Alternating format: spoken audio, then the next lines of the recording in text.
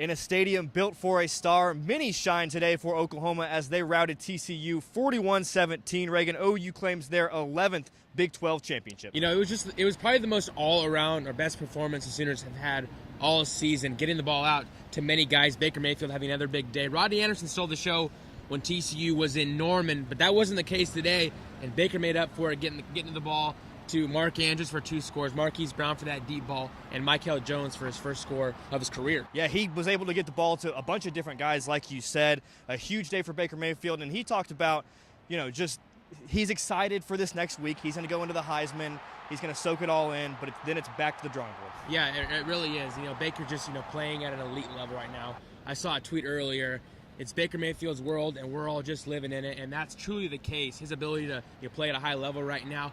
But the defense as well, I think, was huge. They had a good game, yeah. A good strip fumble for a touchdown to start the game by Caleb Kelly. A huge play for the Sooners to get the momentum going. Will Johnson with an interception. Exactly. A lot of turnovers today. That was huge for this team. A team who hasn't really, had much luck in the turnover game, but they did today, and that was huge, really stopping TCU. Yeah, I thought so, too. They talked about after the game their big win against TCU today for the Big 12 title and what that means going forward. The fact that it's our 3rd one in a row, and we all, the seniors here in Orlando as a junior, we came back with the mindset this was our first goal, and we've worked so hard to get here. It's been a year-long process, and it's just, it feels great when it happens. So the best one is always the next one.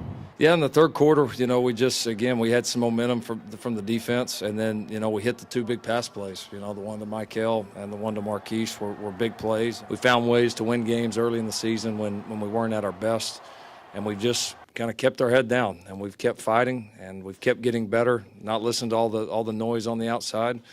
And, and we've played pretty good ball here at the end. So, and I think just for us, it's continuing to know what's gotten us to this point and why we've had success, and, carrying that same mindset, not changing anything for a potential playoff game, anything like that. It's just, continuing the same recipe for success, and that's what's gotten us here.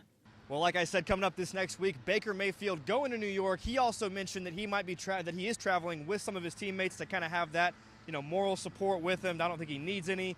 Reagan, tomorrow we find out where OU is heading for the postseason. And I'm really curious. They've really solidified their spot, obviously, in the playoff, finishing the season 12-1. It's just now, where are they going to go, Rose Bowl or the Sugar Bowl?